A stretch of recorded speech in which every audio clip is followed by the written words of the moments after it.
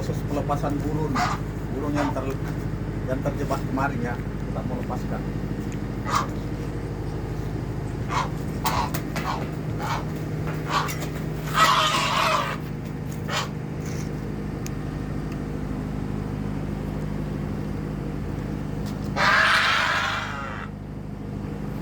Kemarin burungnya ini kena ini tali.